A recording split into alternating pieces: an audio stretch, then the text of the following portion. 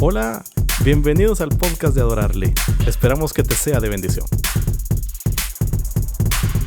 La Biblia nos relata la historia del ungimiento de dos personas importantes en Israel.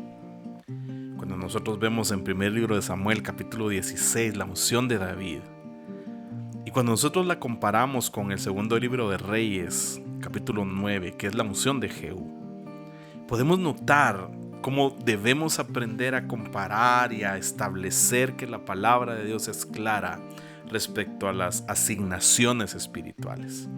La historia de David es la más conocida en el primer libro de Samuel.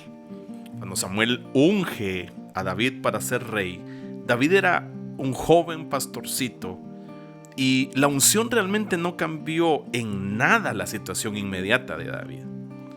A su debido tiempo, David gana dimensiones heroicas cuando derrota a Goliat y empieza a madurar en su caminar hasta llegar a ser un oficial eficiente y leal del rey Saúl.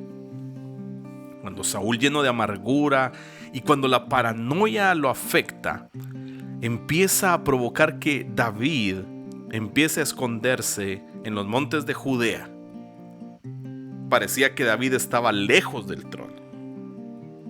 Las situaciones le proveyeron a David dos asombrosas oportunidades de matar a Saúl, pero David se contuvo.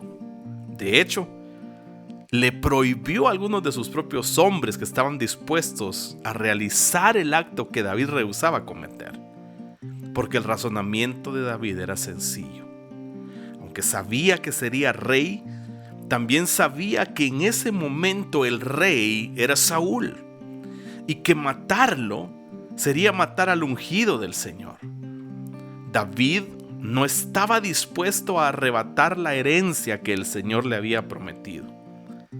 Si el precio era pagar un acto inmoral, David no quería hacerlo.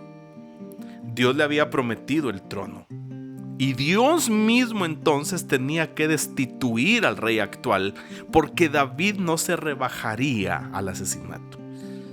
Esto fue uno de los mejores momentos de David. Pero hay una gran diferencia con Jehú. Cuando ungen a Jehú, se le asigna la tarea de castigar y destruir el malvado hogar del rey Acab. Pero Jehú no espera recibir ninguna señal de Dios. En cuanto a él, al momento de haber sido ungido, le fue suficiente incentivo para empezar una insurrección sangrienta. A pesar de sus palabras piadosas sobre eliminar la idolatría de la casa de Acab, su corazón dejó ver dos realidades malvadas. Primero, no solamente asesina a quien actualmente estaba en el trono de Israel, sino que al tener la oportunidad también mata a otro rey de Judá, a Ocosías. Pero él no había recibido la autorización del profeta para hacer aquello. Ahora aquí surge una pregunta: ¿acaso Jehú soñaba con un reino unido y restaurado mediante el asesinato?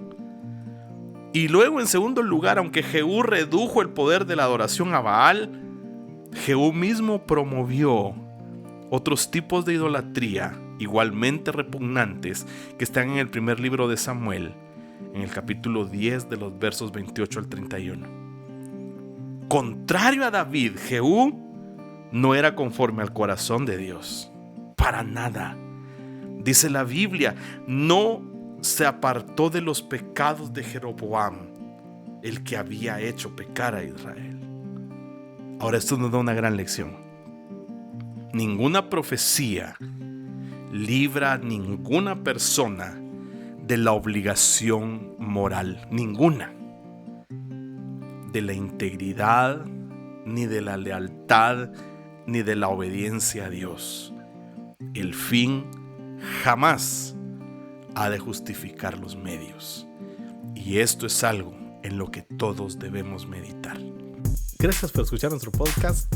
No olvides que puedes suscribirte a nuestras redes sociales: Instagram, Facebook, YouTube.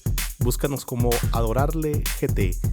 Y síguenos también en nuestros canales de podcast, Apple Podcast, Spotify.